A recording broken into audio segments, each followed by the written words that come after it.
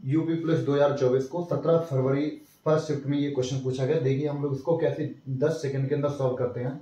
Question में कहा गया एक वस्तु को एक किसी निश्चित मूल्य पर बेचा जाता है, उस मूल्य के 2/3 पर बेचने से उसे 10% की हानि होती है, तो निश्चित मूल्य पर बेचने पर उसे कितना % का लाभ होगा।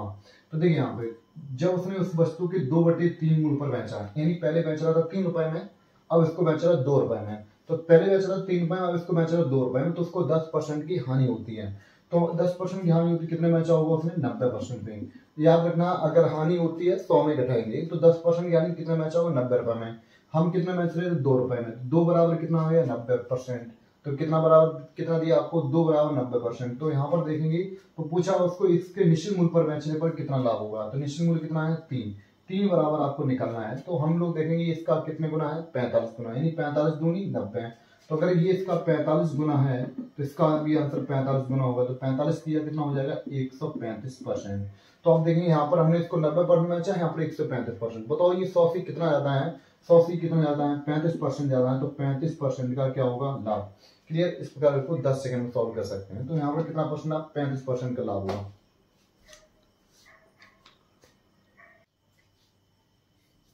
चलो हम लोग इसी प्रकार एक और देखते हैं सवाल से हम कि किसी एक वस्तु को किसी निश्चित मूल्य पर बेचा जाता है, तो उसे उस मूल्य के 4/5 पर बेचने से 12% की हानि होती है, तो निश्चित मूल्य पर बेचने पर उसे कितने % लाभ होगा। सेम प्रोसेस उसी प्रकार। एक पॉइंट ध्यान रखना आप लोग कि अपना वस्तु का जो क्रय मूल्य होता है वो 100% होता है। कितना होता है 100। अगर 100% से कोई चीज ज्यादा जाती है तो लाभ होगा, यानी 100% से कम आती है, यानी किसी वस्तु को बेचने पर अगर हमें 120% लाभ होता है, यानी 120% बेच रहे तो उसको 20% लाभ होगा। अगर किसी वस्तु को बेचने पर 90% प्राप्त हो रहा है तो समझ लो यहाँ पर 10% की हानि हो जाती है। तो चलो इसको सॉल्व करते हैं।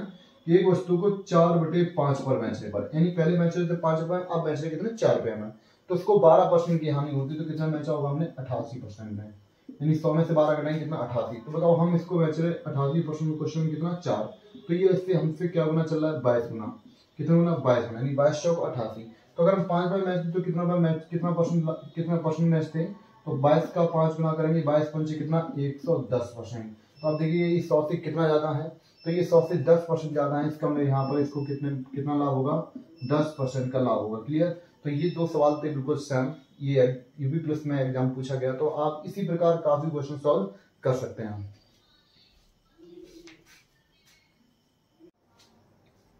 देखिए उत्तर प्रदेश पुलिस की परीक्षा में इस प्रकार का भी एक प्रश्न पूछा गया था। चलिए देखिए इनको प्रश्न को हम कैसे कम समय में सॉल्व कर सकते हैं। तो देखिए श्रृंखला 7, 9, 11, 13 ... 97 में कितने पद हैं, इस प्रकार का एक प्रश्न पूछा गया था। तो हम आपको सिखाएंगे कैसे इनको कम समय में सॉल्व कर सकते हैं। देखिए तो पहली संख्या क्या है 97, 7 लास्ट संख्या क्या है 97। आप देखिए सभी में डिफरेंस कितना चल रहा है, यानी 7, 2, 9, 9, 2, 11, 2, 13 ... 97, ऐसे ये सीरीज आगे बढ़ रही है। तो देखो एक चीज यहाँ पे दिख रहा है आपको डिफरेंस कितना है समान। तो जब भी आपको परम संख्या निकालनी तो सबसे बेस्ट तरीका क्या है, तो देखिए आप अंतिम संख्या में से पहली संख्या घटाएं। तो 97 में से 7 गई कितना बचेगा 90, कितना बचेगा 90। और आप देखिए इनमें समय डिफरेंस कितने चल रहा है, जितने में डिफरेंस चले उसका भाग दो। कितने डिफरेंस चल रहा है समय 2 का, तो 2 का भाग देंगे कितना आएगा आंसर 45। कितना आएगा 45। तो 45 आएगा। तो हमेशा एक याद रखना कि जब 2 का भाग देने, जब संख्या भाग देने के बाद जो भी संख्या बचे उसमें 1 ऐड करना है, क्योंकि हमने 2 संख्या घटाई तो रिजल्ट कितना आया 1, इसलिए हमेशा 1 जोड़ेंगे तो कितना होगा 45 और 1 46। तो यहाँ पर लिखना है पदों की संख्या टोटल कितनी हो जाएगी 46। इस पर जैसे श्रृंखला दी है 15, 20, 25, 575 में कितने पद हैं, सेम उसी प्रोसेस से करेंगे हम लोग। तो वो हमने क्या सिखाया था आपको, लास्ट संख्या में पहली संख्या घटाना है। तो 575 में से 15 कितना बचेगी 560। दूसरा काम क्या था कि मैंने ये बताया था कि आपको सभी में श्रृंखला में डिफरेंस कितने चल रहा है। तो श्रृंखला में डिफरेंस चल रहा है 15, 5, 20, 5, 25, यानी 5, 5 का डिफरेंस चल रहा है। जितने का डिफरेंस चले उसका दो यहाँ पर भाग, जितनी बार जाएंगी 5 एकम 5, 5 एकम 5 बार 5 दूनी 10, यानी 112 बार कट जाएगा। तो जब 112 बार कटेगा तो उसमें कितना ऐड करना है 1, यानी पदम संख्या निकालने का हमेशा याद रखना कितना ऐड करना है 1। कारण क्या होता है कि हमने 2 संख्या घटाई रिजल्ट 1 संख्या आया, इसलिए हमेशा 1 ऐड कर देना। तो 112 और 1 कितना हो 113। तो यहाँ पर टोटल जो पदम संख्या हुई है वो कितनी 113। क्लियर। इस प्रकार एक क्वेश्चन आपके पूछा गया था। तो आप सेम प्रोसेस पे काफी क्वेश्चन बना सकते हो।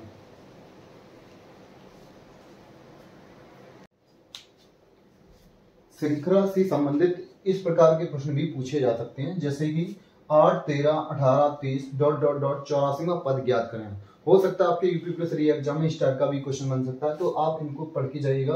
देखो कैसे हम लोग कर सकते हैं कि हम लोग क्या देखेंगे कि श्रृंखला पहले सबसे पहला नंबर क्या है 8, उसके बाद 13, उसके बाद 18, 23 डॉट डॉट आपसे 84वां पद पूछा है।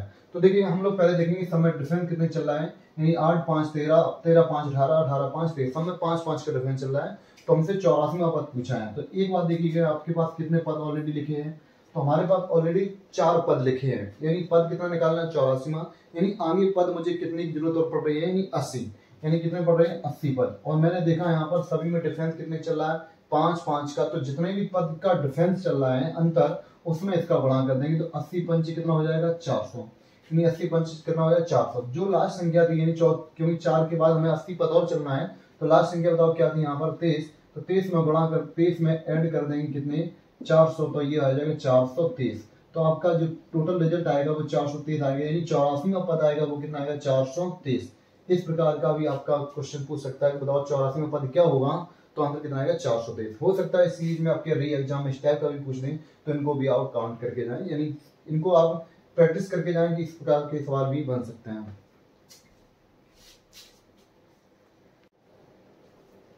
देखिए इसी प्रकार एक और सवाल देखते हैं हम लोग प्रैक्टिस के तौर पर।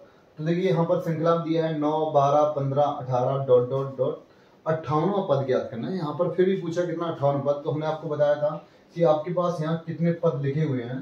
तो यहाँ पर आपने देखा फिर सिर्फ 4 पद लिखे हैं। मान लो अगर यहाँ 4 पद नहीं हम 3 पद मान लेते हैं कि आपके पास 9 12 15 यानी डॉट डॉट 58 पद है, तो आपके पास मान लो 3 पद लिखे हैं। तो 58 में से मेरे पास 3 पद लिखे हैं, और अब ये देखेंगे समय डिफरेंस कितने चल रहा है 3 3 का।